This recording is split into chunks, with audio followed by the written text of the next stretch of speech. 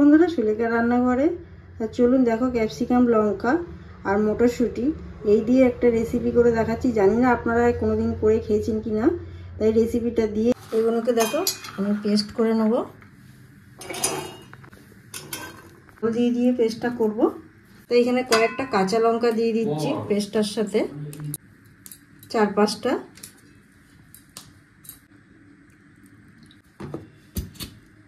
লঙ্কাটা দেখো এইভাবে মুখটা কেটে নিচ্ছি, নিয়ে বীজগুলোকে বের করে ফেলে দিচ্ছি। হালকা হাতে ভালো করে চলে আসবে।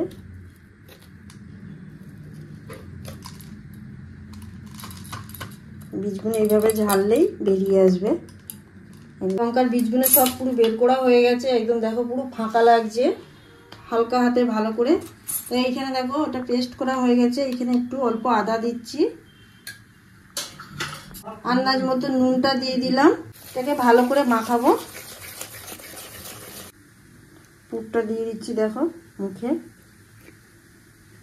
দিয়ে, এইভাবে ঝাঁকিয়ে নিলে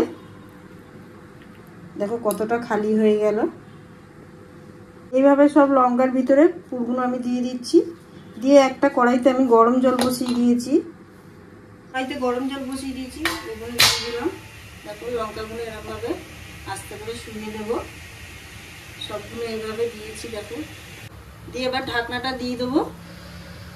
এটা 5 মিনিট একটুখানি জল ফুটলেই ওটার মধ্যে বসিয়ে দিয়ে এটাকে পুরো ভাপিয়ে নিয়েছি হালকা একদম। ওর ভিতরে সব দেখো সব বসে গেছে। এটাও একটু শক্ত মতন হয়ে গেছে। ঠান্ডা করে আমি দেখাচ্ছি। বেসনটা নিচ্ছি, বেসনের সাথে আন্দাজ মতো নুনটা দিয়ে দিলাম। নিচ্ছি কাশ্মীরি লঙ্কার গুঁড়ো, একটু কালো জিরে। এটা শুকনো উপকরণটা ভালো করে মাখিয়ে নেব। অল্প অল্প করে জল দিয়ে ভালো করে ব্যাটারটাকে তৈরি করতে হবে। বেসনটা দেখো ঠিক এইভাবে গোলাটা হবে। দেখো সরষের তেল আর সাদা তেল ভালো করে এটা কিন্তু গরম হতে দিয়েছি। এবার লঙ্কাগুলোকে এখানে ব্যাটারে এখানে মাখাবো। গরম হবে, পুরো গরম হওয়া অবস্থা দেব না।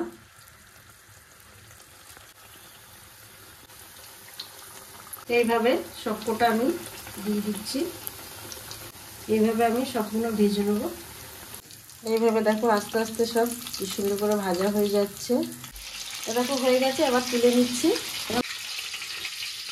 ছোট ছোট মানে গোল্লাগুলো যেগুলো ছিল এগুলো দেখো এইভাবে আমি একটা বোমা বানিয়ে নিচ্ছি। সব দোকানে অনেকেই বেসনের বোমা খেয়েছো, এইখানে দেখো মটরশুঁটির বোমা বানিয়ে দেখাচ্ছি। তো কাশ্মীরি লঙ্কার পকোড়াটা কেমন হলো অবশ্যই আপনারা কমেন্ট করে জানাবেন। আর মটরশুঁটি নতুন, সবাই এই শীতকালে খায়, আর শীতকাল চলে গেলে মটরশুঁটিটা পাওয়াই যায় না। এইভাবে একবার অবশ্যই বানিয়ে খেয়ে দেখবেন, খুবই ভালো লাগে। আর লোকজন আসলেও বানিয়ে দিতে পারবেন। একটা খেলেই মোটামুটি বিশাল বড় বড় হয়েছে। আপনারা পারলে এটা মাঝখান দিয়ে কেটে করতে পারেন। আমি গোটা গোটাই করেছি।